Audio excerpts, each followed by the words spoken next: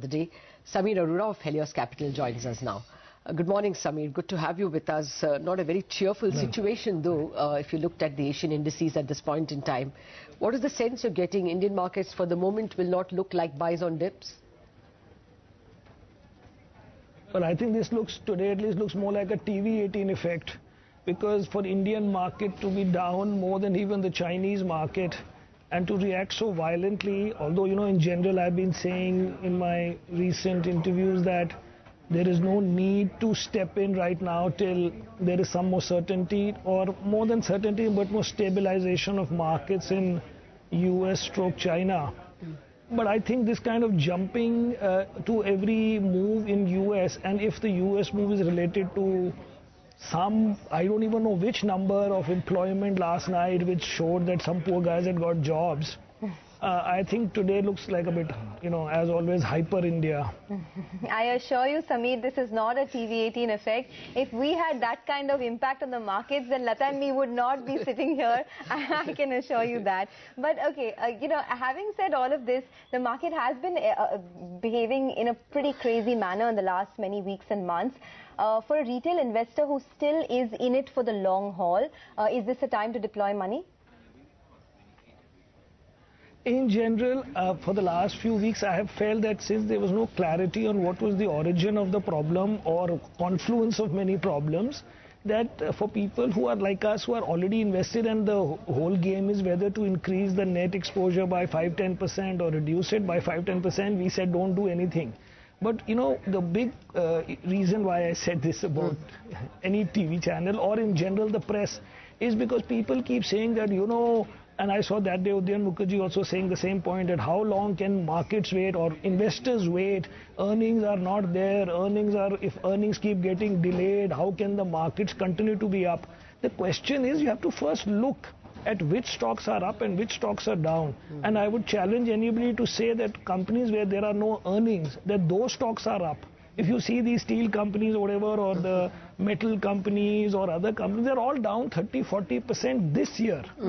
And the market itself is also down in dollar terms around 10-12-15%. So it is not true. That's what I'm saying. The whole starting point of the discussion that the market is waiting for earnings is not true, because wherever there has been earning problems, those stocks are down not 5% but 30-40-50%. Nobody is waiting for anything. The markets don't wait. So the market is reflecting that some stocks are doing well and some are doing badly, and the mix of that in various indices decides what the index looks like. But nobody is rewarding lack of earnings this year. So that point should be, you know, not even discussed. There is something, you know, there's as if something is sort of boiling behind the background, and suddenly when people get thoroughly disappointed, you can see that already in different stocks. Yeah, fair point. Markets actually would be discounting the future. But Samir, how short are you personally? What's your long short percentage now? So we are around, at the lowest, we were around 52 net. Okay. Now we are about 57, 58 net. Net long? Because we basically covered the steel shorts, thinking that this, you know, duty was coming very near, which I think this duty is absolutely useless. I think we should actually be doing them again, but we haven't. Okay, so then if you're 57% net long, what have you been topping up on anything lately? I mean, what have you been topping up on in, say, in the last 3 to 4 weeks? In the last 3 to 4 weeks, we would have bought stocks separately, maybe worth 3-4%. Basically, no new names, but adding 0.5 to 0.75% on 5-6 names, basically in 2-3 themes. First theme is, you know, some stocks that we had ourselves bought more recently, as in basically this year sometime, and they were all down 10% or so.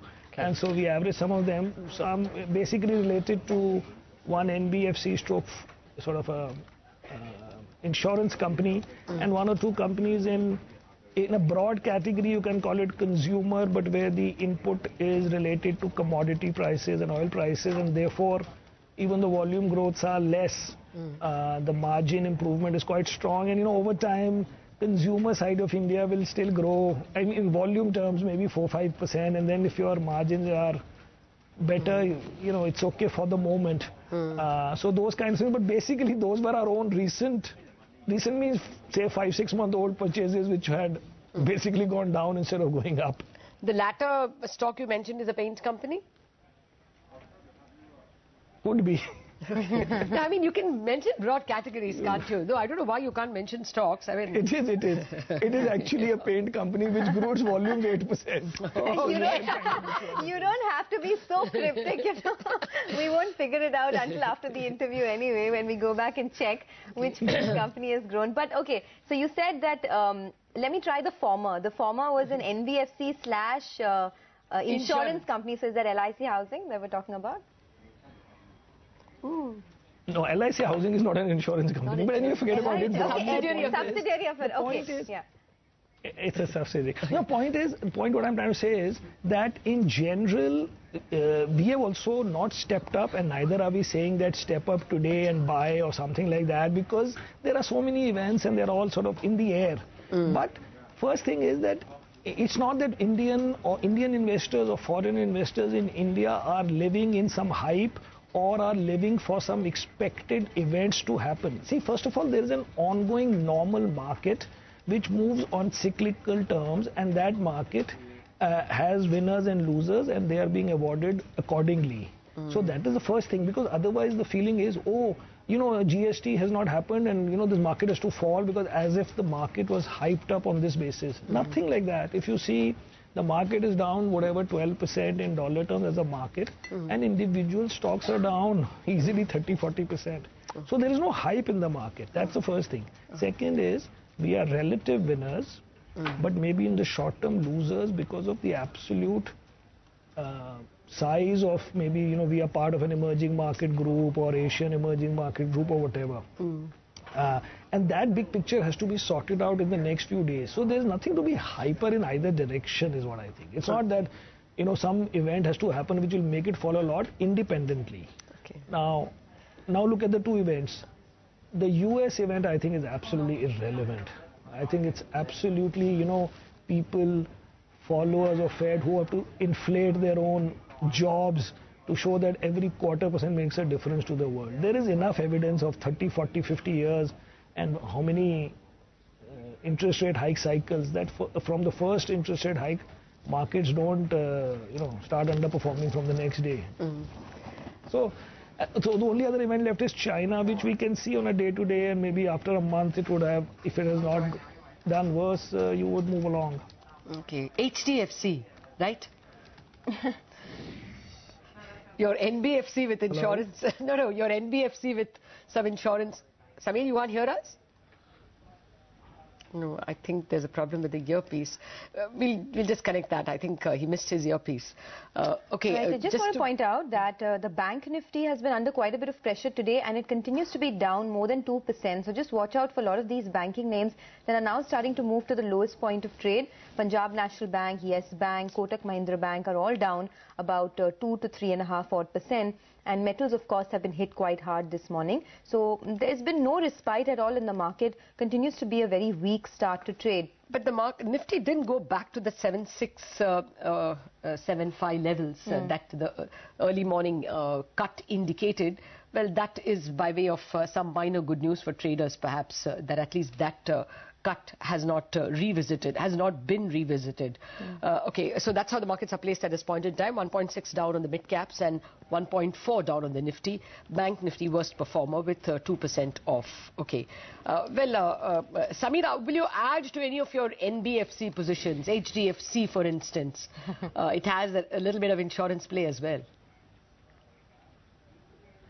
Well, we have added to one in that category, as I said, in general. I will not add because it's one of my bigger positions. And as I said, we were looking. See, we don't. HDFC is corrected a little bit, I guess. Yeah, 9-10%. Basically, we were also looking for stocks that if you buy after a correction, they should have corrected. Okay. There would be no fun to buy after a correction a stock which actually, you know, people can say buy stocks that was showing strength or whatever in a fall. But we thought that it would be better to buy stocks which are down 15%, let's say, and we feel that it's a bit unreasonable or whatever. But broadly speaking, I was saying, I don't know at which point I got cut off, that, say on US, I think I don't worry about US. A 0.25% hike, it doesn't matter. And it's not that I don't care. There is enough evidence of the last whatever number of cycles you can see. I think 8 or 10 is available in broker reports, where after the first interest rate hike, the market actually is up some 20-30%. And these things end after there are massive number of hikes, not on the first hike.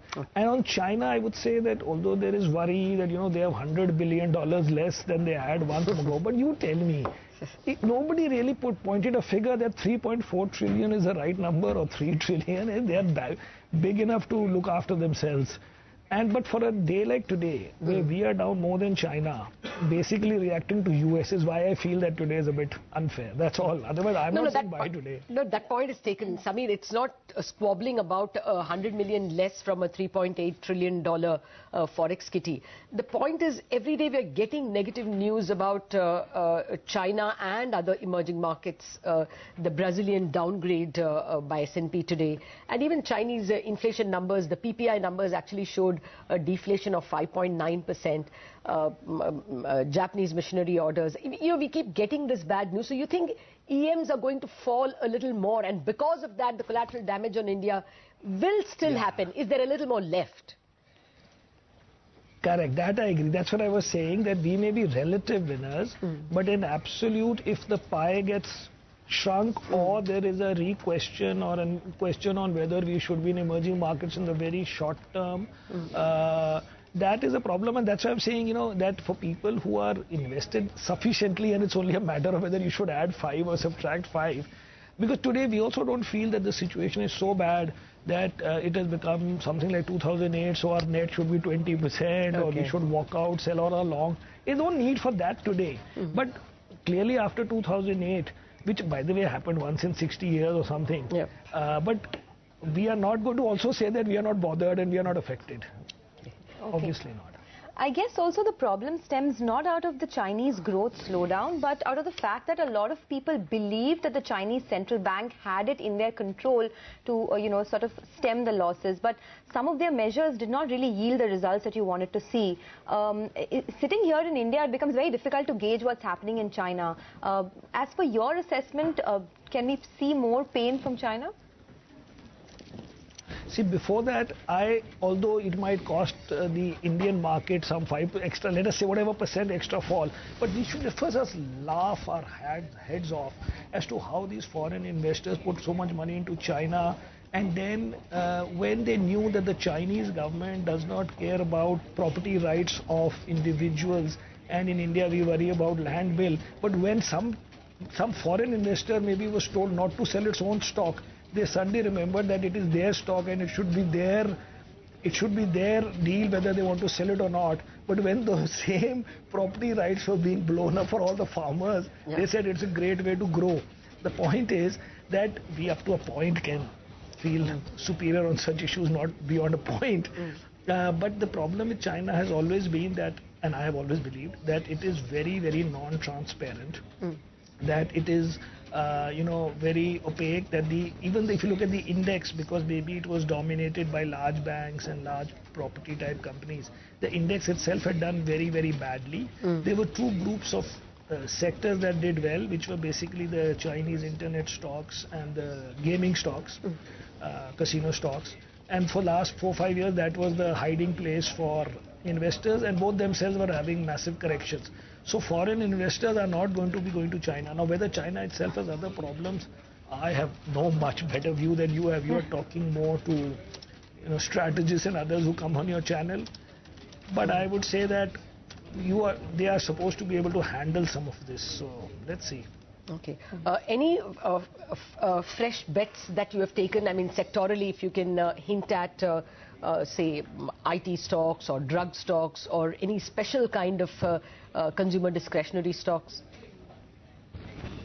Yes, on drug stocks, one of our biggest shorts is a very big Indian drug company, and it is now one of our bigger shorts, like 3% of the fund. Okay.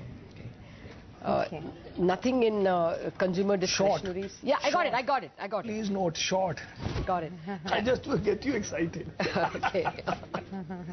Because the point is... No, we are like the Buddha. It doesn't matter. For us, short and long is news. Samir, especially when it comes from you. New bet. Any longs at all? No, you said new bet. No, longs, as I said, we have only added to some few names here and there. There's not been a completely new name that has come in. Basically, the themes, we don't change the theme. So within that, some stock can go up and Any down. fresh bet on consumer discretionaries stocks that you would have owned? Fresh short bets, I meant. Short bets? No, actually, I'll tell you, on the short side, we basically covered the steel companies about 2 days ago because of this story about this thing, and also therefore correspondingly to state-owned banks, because they're all viewed as one sort of new negative effect of steel. But seeing the fact that it's only a 200-day proposal, I would think that it makes absolutely no sense to have covered actually. And second, although in between maybe yesterday we saved 4-5%, because who will give a higher multiple to those earnings if you even make for 200 days a higher earning? That higher earning, if you don't take it as a ongoing earning, what effect does it make that you made $20 million more or $50 million more? It doesn't make any difference to any equity investor. How are you positioned on autos, Samir? We have auto ancillary, one battery guy, and we haven't changed much. Okay. But why do you ask on auto? Auto is one of the better ones, I think, safer ones as of now. No, that's maybe you can say today that little bit steel price hike, but it's okay. No worry on that. So you are long in the autos? The worry has been basically, in theory, on actually the NBFCs. Okay. Because because maybe there is too much exposure of the group or the whole industry to LAP, and maybe because of interest rate cut by HDFC, those kinds of things. Okay, got it. All right.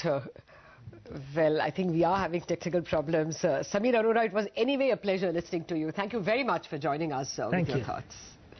Okay, so that's Samir's view. He has added on to a bit of short bets, as he said, and covered a bit of the metal shorts, which he probably is regretting at this point. The markets at least have not revisited the morning low. That's a positive. They are about 40 points off the morning low of 7675 thereabouts. On that note, I think we have to take a break. Oh yes, we'll take a break, but before that, just want